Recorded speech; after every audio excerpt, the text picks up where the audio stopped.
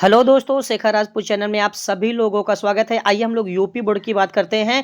UP board exam में आने वाले इंपॉर्टेंट प्रश्न की ओर चलते हैं। तो आज हम लोग इस सामाजिक विज्ञान में इतिहास देखते हैं। इतिहास में देखिए बहुत ही प्यारा लेसन है, यूरोप में राष्ट्रवाद का उदय। यूरोप में राष्ट्रवाद का उदय इतिहास पढ़ा रहे हैं। ये इटली के एकीकरण में आने वाली प्रमुख बाधाओं का वर्णन करना है। ये बहुत ही इंपॉर्टेंट क्वेश्चन है, आप पेपर सेट उठा के देख लीजिए। हर बार ये प्रश्न पूछे जाते हैं, हर बार प्रश्न पूछे जाते हैं। तो आइए पूरी डिटेल जानकारी लेते हैं और आप लोग इसे स्क्रीनशॉट लेकर भी पढ़ सकते हैं। स्क्रीनशॉट लेने का मौका भी हम दे देंगे। चलिए आइए देखते हैं, बहुत ही इंपॉर्टेंट प्रश्न है, बहुत ही इंपॉर्टेंट प्रश्न है। आइए देखते हैं, ठीक है ना। ये बोर्ड एग्जाम में आने सुनिश्चित है। देखिए, इटली के एकीकरण में आने वाली प्रमुख बाधाओं का वर्णन करना है। मतलब इटली के एकीकरण में कौन कौन सी बाधाएं आई हैं उसका वर्णन करना है। तो इटली के एकीकरण में प्रमुख निम्न बाधाएं आई हैं। कौन कौन निम्न बाधाएं आई हैं? जैसे वियना की कांग्रेस यानी वियना की संधि। ये वियना एक स्थान का नाम है।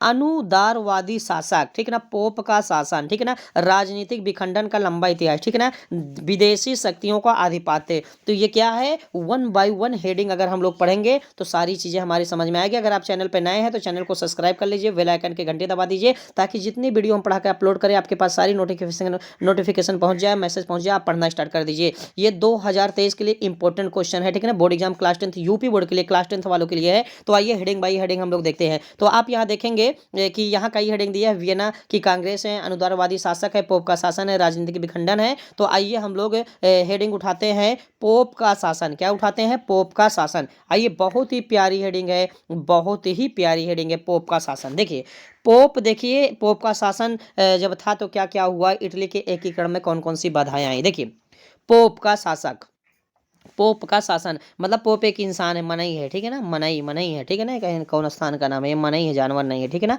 हाँ देखिए, इटली के मध्य के बड़े इलाकों पर पोप ने पूरी तरह से कब्जा कर लिया था। क्या कर लिया था?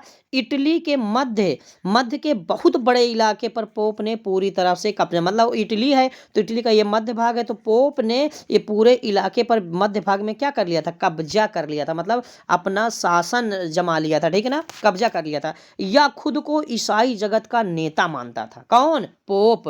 पोप अपने आप को ईसाई जगत का नेता मानता था, ईसाई जगत का नेता मानता था, ईसाई जगत का सबसे बड़ा नेता, यानी खुद को नेता मानता था, ठीक है ना। उसके बाद देखो, पोप केवल अपने निजी भला के बारे में सोचता रहता था। उसने जनता के लिए कभी कोई अच्छा कार्य नहीं किया, जनता की उसे कोई फिक्र नहीं रहती थी। मतलब कह सकते हैं आप ये कि पोप को जनता की किसी प्रकार की कोई फिक्र ही नहीं रहती थी और केवल वह अपने निजी स्वार्थ के बारे में सोचता था। मतलब आप कह सकते हैं कि ये लालची व्यक्ति था, बहुत ही कमीना इंसान था, आप ये कह सकते हैं, ठीक है ना।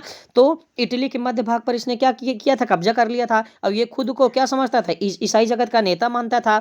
ये पोप ने केवल अपने निजी के स्वार्थ के बारे में सोचा है, ये कभी जनता की फिक्र नहीं करता था। और सुने, इसने उसने मतलब पोप ने, ठीक है ना, फ्रांस से सेना बुलाकर इटली के चारों तरफ लगा दिया ताकि उस पर कोई आक्रमण ना कर सके। देखो कितना कितना होशियार था कि फ्रांस से उसने सेना बुलाया और इटली के चारों ओर सेना को क्या किया? लगा दिया, इटली के चारों ओर। देखिए मान लीजिए इटली है तो उसने फ्रांस से क्या बुलाया? सेना बुलाया और इटली के चारों ओर लगा दिया ताकि इटली पर कोई आक्रमण ना कर सके। क्यों? क्योंकि इसने कब्जा कर लिया था ना, उसने कब्जा कर लिया था, ठीक है ना। तो आप समझ गए ना। अगली हेडिंग देखिए, अगली हेडिंग, विदेशी शक्तियों का आधिपत्य। आधिपत्य मतलब होता है आना। अब देखिए, इटली के विभिन्न भागों पर विदेशी शक्तियों ने कब्जा कर लिया था। मतलब मध्य भाग में किसने कब्जा किया था? मध्य भाग में पोप ने कब्जा किया था और इटली के विभिन्न भागों में विदेशी शक्तियों ने कब्जा कर लिया था, ठीक है ना। अब मध्य इलाकों पर पोप का शासन था और उत्तरी भाग में ऑस्ट्रियाई का शासन था। किसका शासन था? ऑस्ट्रियाई का।